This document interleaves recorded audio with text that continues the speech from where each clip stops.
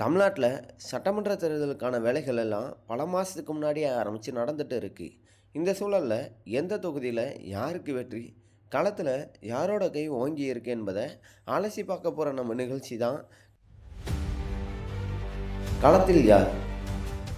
இன்னைக்கு களத்தில் யார் நிகழ்ச்சியில் நாம் அலற போகிற தொகுதி ஆண்டிப்பட்டி தொகுதி. தேனி மாவட்டம் ஆண்டிப்பட்டி தொகுதி என்றாலே அரசியல் களம் எப்போதும் அனல் பறக்கும். ஏன்னா எம்ஜிஆர் படுத்துட்டே ஜெயிச்ச தொகுதி.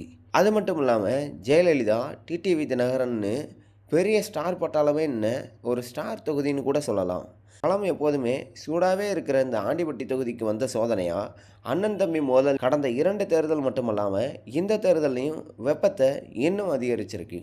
ஆண்டிப்பட்டி தொகுதியில் இப்போது சிட்டிங் எம்எல்ஏ திமுகவை சேர்ந்த மகாராஜன் 2021 தேர்தலில் தன்னோட சொந்த தம்பி அதிமுக வேட்பாளரான லோகிராஜனை வென்று பதவிக்கு வந்திருக்காரு.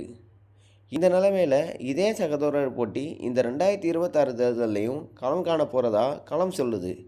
இந்த நிலைமையில் தான் சிட்டிங் எம்எல்ஏ மகாராஜன் தொகுதிக்கு நாங்கள் எல்லாம் பண்ணியிருக்கோம், அதனால் இந்த தேர்தலையும் திமுக வென்று திரும்பும், ஆண்டிப்பட்டியில் திமுக தான் வரும் என்று தன்னோட தொகுதி செயல்பாடுகளையே நம்பி இருக்காரு.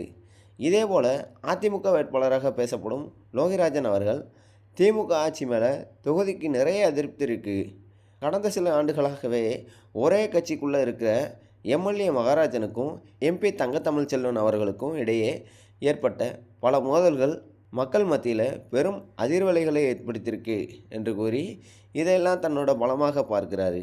சரி, இறுதியாக யார் தாங்க ஜெயிப்பாங்க, அதை மக்கள் நீங்கள் தான் சொல்லணும்.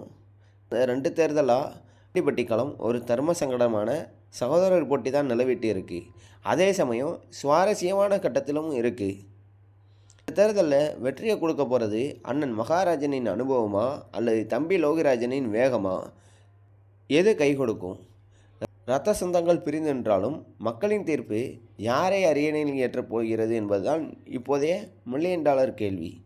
இது வெறும் குடும்ப போட்டியல்ல, 2 திராவிட கட்சிகளின் கௌரவ போராகத்தான் அரசியலில் இருக்கிறவங்க பார்க்குறாங்க.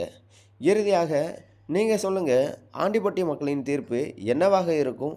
உங்கள் கருத்துக்களை கீழே கமெண்டில் சொல்லிட்டு போங்க. நன்றி.